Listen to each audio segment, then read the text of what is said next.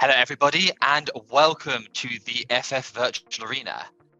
Today, and I'm quite excited for this one, we're going to be having a wee look at the climate crisis, tackling how both corporates and banks can work together to tackle climate change. So quite a big topic we're going to cover in the next half hour or so. Joining me today, first of all, a very warm welcome to Martin Richards, who is the Global Head of Sustainable Finance and the President at HSBC Ventures. Martin, first of all, how are you today? But also, whereabouts in the world are you? Well, Ali, thanks for having me on. I'm good, thank you. I'm actually in a rainy London right now, so we've definitely got a climate crisis, but you wouldn't know it with the London weather as we sit here right now today. Excellent. And then also joining us, we have Alex Garkov, who heads up sustainable finance at Ecovadis. Alex, first of all, how are you, and where in the world are we finding you? Hi there. Yeah, I'm very well, thanks. Also in rainy London, so also loving the cloudy weather and rainy weather here. Fantastic. And to round up the panel from SunTec, we have one of their senior vice presidents, Clinton Abbott. Clinton, also in London, and how are you doing today? Thanks for having me, guys. Fortunately, not in London, actually in the Southern Africa, so based out of Cape Town. So where you guys have got, unfortunately, the rain aspect, I've got nice sunny weather. Yeah, we'll definitely do a swap next time we do one of these, and we'll all be down in Cape Town, bring you up to London. Well, let's kick things off straight away, because while ESG is becoming quite an important agenda for banks, what are some of the kind of the gaps, the missing links, the things that people often leave to the wayside when it comes to ESG adoption? Martin, I'm going to go to yourself first for this. Yeah, thanks, Ali. ESG is obviously different around the world. There's different government programs, regulations, et cetera, whether you're a listed company or not a listed company. Our experience is that the large listed companies have sophisticated plans to try to reduce their carbon footprint over time, whereas some of the small and middle-sized companies really are just beginning on that journey. So we try to advise to focus on power, transportation, and waste, first of all, and actually start improving their position and then move on to more sophisticated things over time. I see that kind of, okay, I follow that. Alex, can I get you to weigh in here? Much along the same lines as what Martin just said, as a company, Ecovadis is very much focused on helping SMEs and mid-market sized companies start their ESG journey. That's a really big focus for us, and that's actually why we've recently partnered with HSBC to launch a lending program in that space. Maybe something else to add here from our perspective is we really see a big focus on the environment part of ESG. And here at Ecovadis, we're also very much focused on ensuring that the other two parts of S and G are not forgotten. So I think that may be where the gaps might be in a lot of banks' kind of agenda for sustainability. That's a very good point, actually. It's very easy to kind of get bogged down, obviously, into the details on the environmental side and forget the S and the G side as well. Yeah, Ali, I would say that's a very good point of Alex's. We spend a lot of time on the climate E side, but social and governance is something you absolutely have to do. And particularly as you kind of span around the world as we do, you'll find in different markets, social becomes more and more prominent. And that's the kind of financing that needs to take place to actually have these companies evolve. Absolutely. Clinton, I'm going to get you to weigh in here, because obviously these things, E, S, and G, they're not all siloed as well. They're obviously kind of connected together. But Clinton, over to yourself. Where from your end do you see some of the missing gaps when it comes to ESG adoption? So, Ali, I agree with the two gentlemen at the same time. I think it is a balance. So there has been a very strong driver towards the environmental component, but the S&G, the banks are starting to see how do they take the deliverables from a board perspective all the way down to a portfolio perspective. So if you look at the products that need to be offered, the loan opportunities and credit lines that need to be supplied, we see very much on the African continent, how do you actually make sure that the right loans are directed from a DFI or from a international funding perspective, that those loans are actually allocated to the right people. So when you start looking at the portfolio and product that you need to be able to supply, the data that allocates behind that, make sure that, am I meeting the environmental aspect, so the E aspect? So how do I make sure that I am not investing in something that is detrimental to the environment? And that's specifically within like a mining portfolio. So what type of loans am I using for mining versus agriculture, and for the right component allocated to that? The S component, which is the social aspect, how do I make sure that the social engagement that fits around all of that, be it that I am now supplying a loan to agriculture, how am I doing the social upliftment of the community, be it women in power, women in leadership, or even in the agricultural aspect. And then the G is the governance that ties all that together. So have I followed the right loan portfolio aspect? Have I reported on it correctly? Have I given it to the right portfolio and to the right person?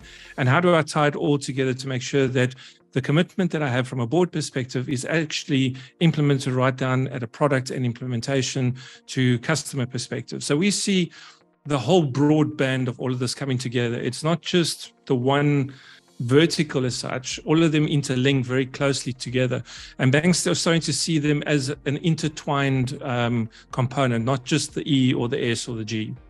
On that note of various sort of things not being sort of siloed away, it does seem that maybe 20, 30 years ago, all big organizations, whether it be in finance or wherever, hid behind quite tall walls in terms of the way that they operated. They like to have on-prem data centers, everything was in a castle. And now it's, those walls are down. It is very much focusing on partnerships and working and creating that ecosystem. How can banks and corporations and all of the different parts of this ecosystem, how can they work together to achieve their ESG goals as a whole? And Alex, I'm going to come to you first for this. Thanks. So I think there's two major ways that banks or financial institutions can support their customers when it comes to achieving ESG goals.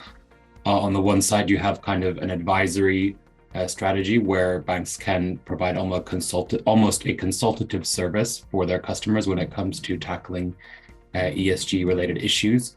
And on the other side, you have kind of the most important part of what a bank is doing, which is financing their customers, and they can use the financial instruments or products they're offering their customers to help those customers achieve their ESG goals, either through kind of an incentive product, which is providing incentives for the customer to make improvements around their ESG performance or ESG management, or by providing financing so that the customer can make changes to their business model or to their operations to have an impact, hopefully a positive one, on the world around them. Or it can be kind of a combined strategy across all of those different methods I've just described. And I think that's the way in which most of the banks are moving forward. They're on the one hand providing that advice, that kind of consultative work in a way, but also providing the financing to back up those changes that the corporates need to be doing.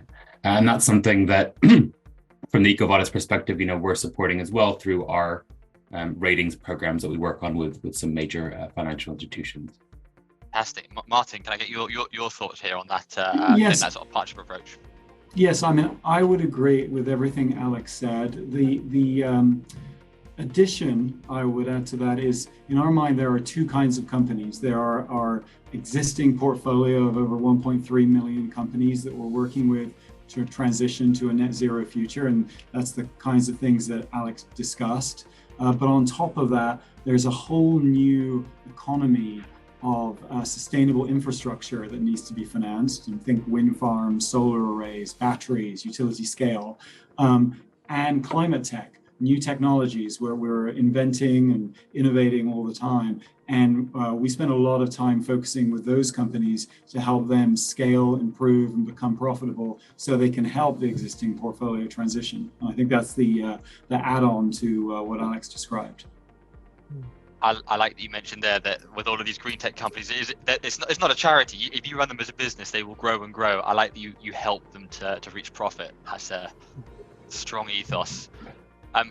Clinton, on your perspective, where do you see these organizations coming together to achieve the goals? So I definitely agree with both gentlemen. I think understanding the ecosystem is critical to everybody's success, even to the country or even to the environment that you're dealing with. By building that, call it interlink of the ecosystem, and realizing the more I contribute to sustainability by working together, that's how I do the social upliftment as well as call it the environmental upliftment. So I use an example whereby if I am understanding that whole finance aspect that Alex had referenced, and I can make sure that each tranche within that financing component is actually used by other parties within that environment, be it the transport mechanisms that I'm using for moving my grain from point A to point B, my milling process that I take place, am I using solar energy that's allocated to that? Each part of that, call it leg in the process, allows me to actually show the benefits to the whole ecosystem. So if you are utilizing the following agricultural products that are using sustainable mechanisms, if you are using the transport capability, it's focusing towards net zero, and I'm working with a mill that is actually utilizing solar energy, I can have those carbon credits that can actually be allocated to me as an off-end producer or even as a producer of the capability. So being part of the ecosystem is a benefit, not only from a financial and not only from a social upliftment perspective, beneficial, but also from a financial upliftment. So I can get reduced risk with regards to my loans because I've got underwriting because I'm utilizing green energy. I have got the proper tracing and trackability between all of this because I can actually identify each process in the step, and I've priced the entire transaction legs end to end. So I know exactly everything that took place in that fulfillment. And that's how you do ecosystem upliftment in our perspective, is having all of that coming together. That's a very good point. I'm gonna brag slightly as a magazine. Well, I say brag. I haven't actually pulled the trigger on it yet. As a magazine publisher, we've just changed our printing to be on vegetable oils, recycled paper, and the electricity for actually printing is from a wind farm. And I was looking at the different types of paper. I can't tell the difference between it. And the one which comes with a nice ESG tracking is actually about 15% cheaper than what I was doing before. So it works out, all kind of quids in, following everything back in the trail. Ali, I actually think that's a really key point. 10, 15 years ago, if you wanted to go green, you really had to pay kind of a green premium to pay more for the same service. Now, with the evolution of technology and the cost curve, you can actually, buy an electric car, put a heat pump in place, and do all kinds of things as you described that would not only be good for the planet, but also be good for your business economically. Mark, I've got a question for you off the back of that, which is because ESG is becoming such an increasingly important agenda for banks. When it comes to actual adoption with some of your clients, what are some of the holding points? What are some of the gaps for actual ESG adoption with some of these businesses? In the situations that I just described, where it's economically beneficial to put those technologies in place, I would say it's all about capital and business models. We want to finance companies that maybe don't have enough capital to electrify their fleet, but over the life of the fleet would actually be a much more economic instance to have an electric fleet. So there's a lot of capital going into those, what I would say is proven technologies, to be able to electrify everything and then make sure that power is green power. Then on the earlier stage technologies, thinking things like direct air capture, long duration storage, green hydrogen, there's a lot of lab proven technologies that need to make the hop to be commercial scale. And in that space, we're seeing a lot of capital being deployed in kind of a blended structure, where you may have a venture capital company coming in with a bank on top. You may have a government giving a grant or a guarantee with debt financing on top. And that's really kind of how we're accelerating the innovation part. It's both a race to deploy as fast as possible existing technologies and innovate new technologies as fast as possible, and then not take as long as we did getting solar and wind out there to the extent we've done already. We've got to do things faster and faster. Absolutely. Alex, I've got a question for yourself, and this is one of those ones that can be an interesting responses. I want to talk about ratings. Let's just delve into how important the use of ESG ratings are to ensure that there's kind of a manageable score and that there's no level of kind of greenwashing. What are some of the benefits around utilizing ESG scores for society at large? Well, I guess I'm going to be a little bit biased here because I do work at an ESG ratings company, but I'll give you my perspective. So I would say that right now there's a huge kind of difference in terms of the different types and kinds of ESG ratings you can find out there. There's not a lot of standardization within the industry. And you've got some providers who are focused more, in fact, most ESG rating providers in financial services are focused more on the larger corporates, the listed companies, and they're usually using publicly available information to produce their ratings, and then they kind of sell them as a data set. Whereas at Ecovadis here, we're focused more on the smaller end of the market and we work to produce our ratings by engaging with the companies directly to get kind of access to their internal information and systems to produce what we hope is a pretty accurate rating or indicator of their ESG management and ESG performance over time. So I think there is certainly a role to play for different types of ratings, especially in the area of financing, especially when it comes to the idea of greenwashing, right? Because usually the rating providers are assessing a company independently with no conflicts of interest in terms of providing a good or worse rating. And so that's kind of the role I see ESG ratings playing in the financial services industry. It's providing that third-party verification almost of a company's performance when it comes to ESG.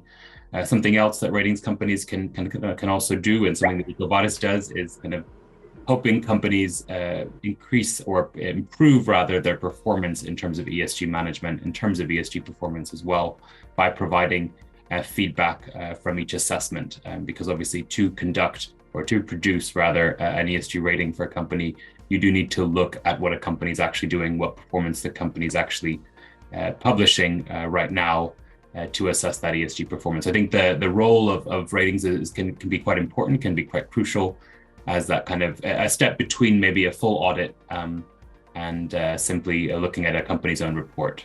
So I think that's my view on that subject.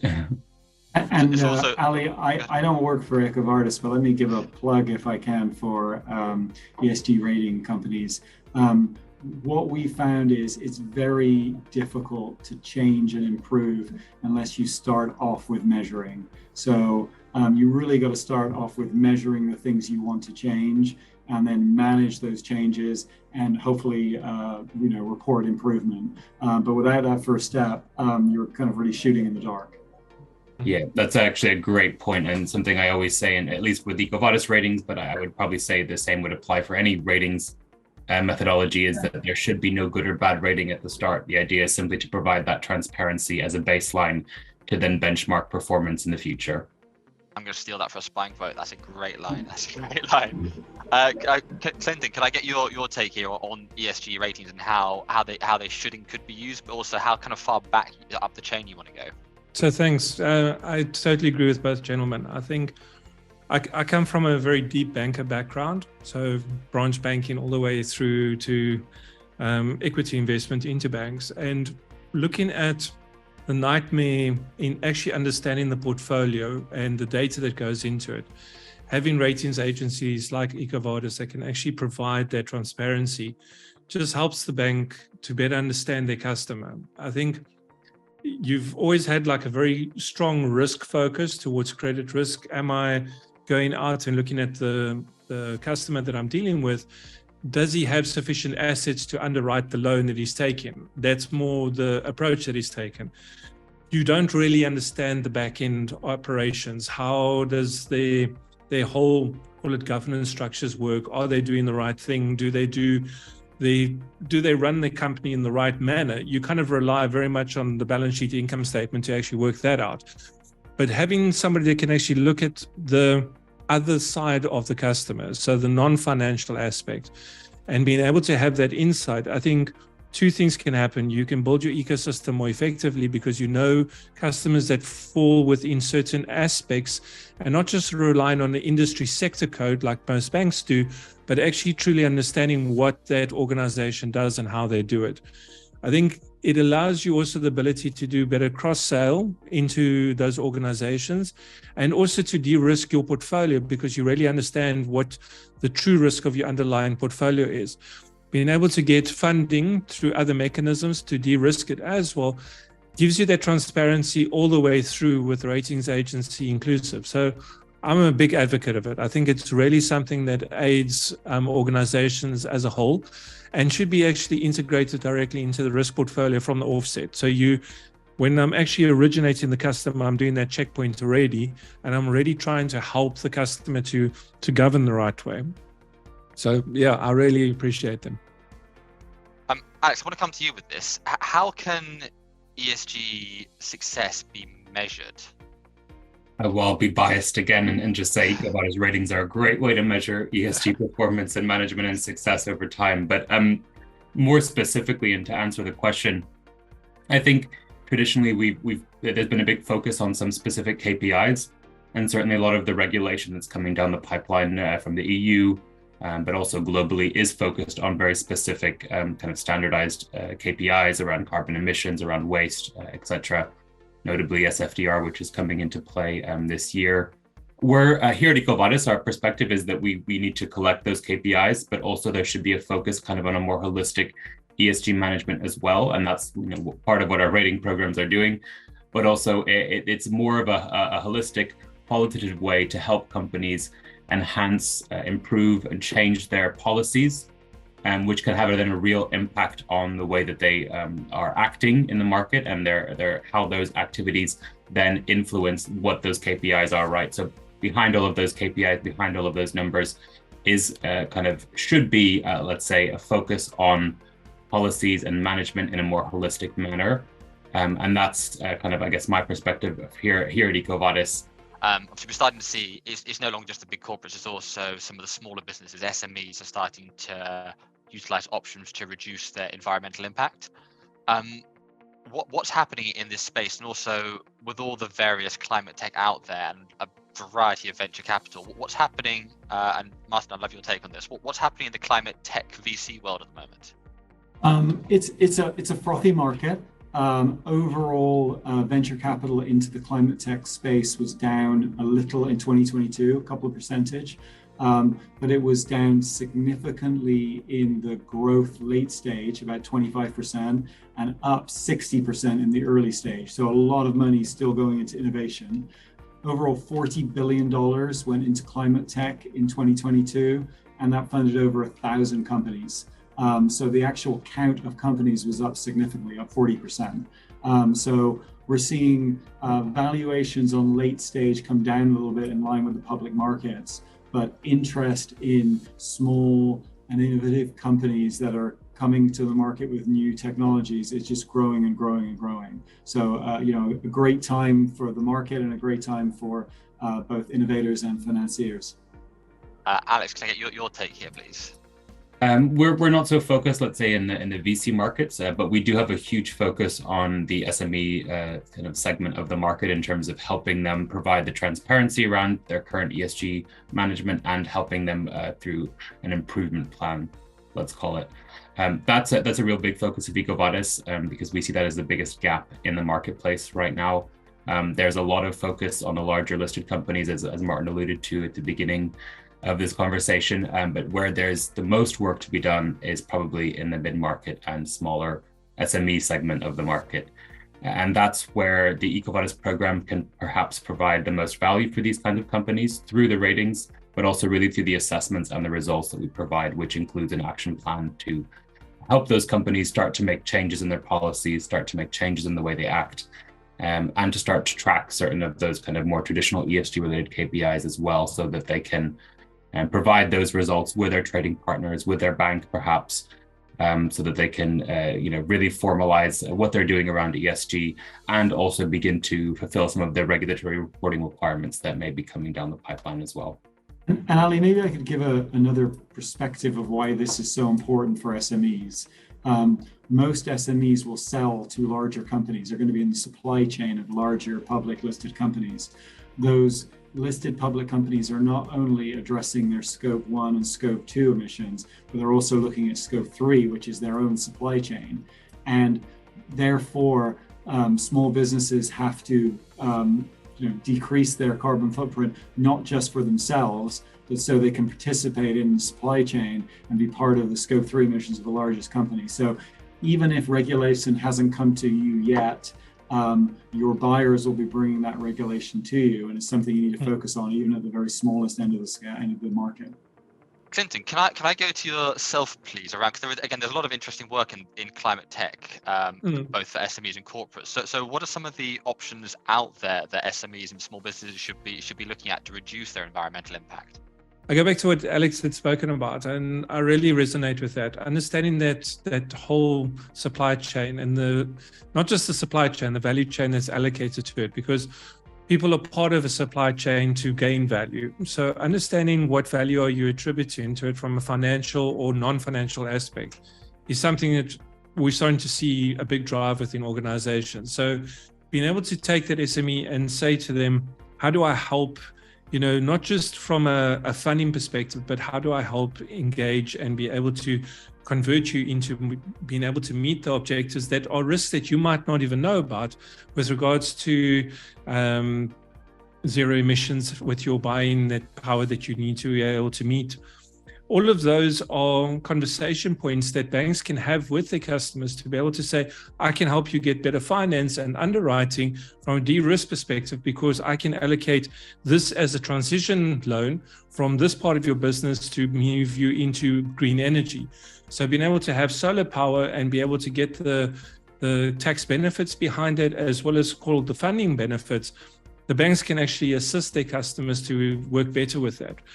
At the same time, because you've got the insights of that customer, you can also start expanding to build an ecosystem between those customers. So like-minded support groups being able to help with upliftment of knowledge, at the same time identifying other supply chains where they can also interlink with, and then you can give discount pricing or even free transactions by trying to grow that ecosystem to be able to uplift that portfolio specifically. So if you stay within the portfolio, you use certain payment mechanisms, and you are also assisting the organization to meet their targets. Remember, it's not just that the SME has targets to meet themselves. Banks, from a funding perspective, also have to meet certain targets to be able to ensure that their funding and shareholder levels are also met. So being able to help that low-level SME to be able to meet the portfolio component, to be able to meet the shareholder expectation, and naturally the market expectation, all of that data and interlink between it is where we're really seeing tech upliftment coming into play. So being able to say, how do I understand that customer? How do I understand that portfolio? What is that benefit of that transaction going left or right? So if I choose this supplier versus that supplier, what is the difference in benefit that I would be able to attribute to, and look at the long-term benefit? So exactly like you had spoken about your magazine, you don't see the difference today because you actually have been shown, you weren't shown the alternatives. By now seeing alternatives, touching, feeling, and seeing that the paper is the exact same and it's cheaper, it opens up a whole different avenue of engagement for you. So it comes down to knowledge, it comes down to presentation, it comes down to expanding the ecosystem through like-minded individuals and financing options. Onto the subject of financing options, what can banks, specifically HSBC, what can you be doing to help to incentivize organizations to reduce their environmental impact? What are you guys at HSBC doing in this space? I would say it's generally in two areas. One, on the financing side, Ali, we will do venture debt financing, early stage venture debt financing for climate tech companies, all the way through infrastructure financing for large projects. For non-climate companies, will do sustainably linked loans or green loans to allow them to purchase and execute on their strategies of clean power, better transportation, lower waste. And then on the it isn't financing, but what we're trying to do is, I would say, twofold. We've talked about smaller enterprises not having huge teams to help them decarbonize. What we're doing is taking best practices from our largest clients, and where it's appropriate and where it's an industry significant, we will take those ideas to our smaller clients and help them up the knowledge curve. And then secondarily, as those larger global companies try to decarbonize, we're taking our climate tech companies that have new technologies addressing hard to abate sectors, and we're taking that technology to those largest companies and helping them, both the climate tech companies scale and the large companies transition. So I think those are probably the two areas where we're most active. Absolutely. Now, Clinton, what about you guys at SunTec? What are you doing in this space when it comes to, well, as well, integrating some ESG data? So very much what Alex had spoken about. We go a lot deeper because our solution, we're one of the world's leading, if not the world's leading, pricing and billing engine. So our ability to actually build deals specifically structured for the customer according to each of those commitment parameters that Alex had alluded to. Our solutions have the ability to put any of those level of commitments or tracking mechanisms that need to be put into place. So you can take a debt financing deal, or you can, let's just take an arbitrary loan facility that I put down.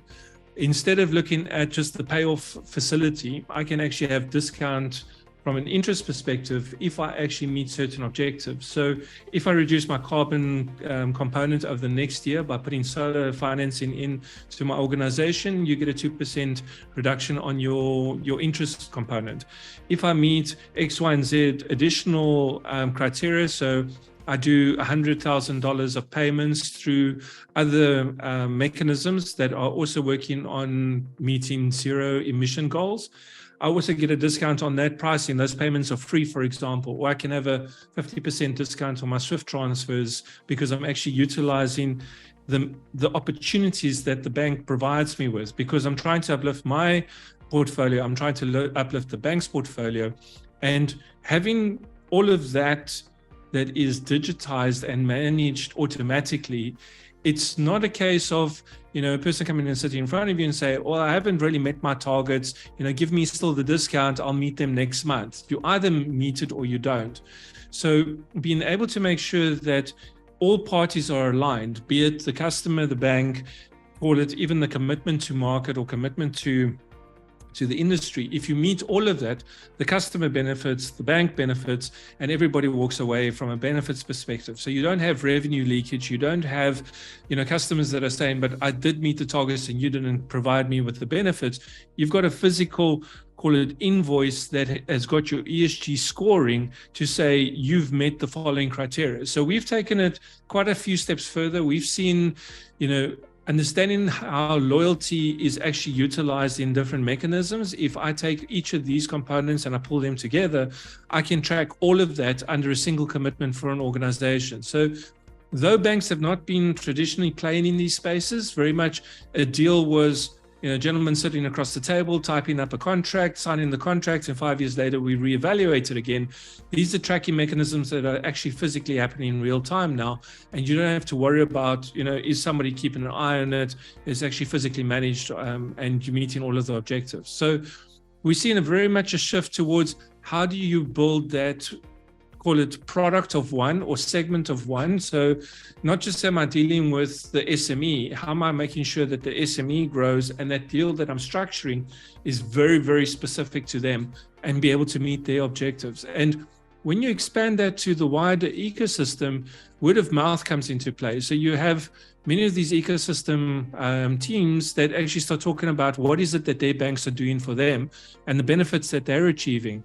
And that's kind of how you're starting to see these banks starting to extend their opportunities across other areas. So it's a big driver for us, and we're seeing from a global perspective.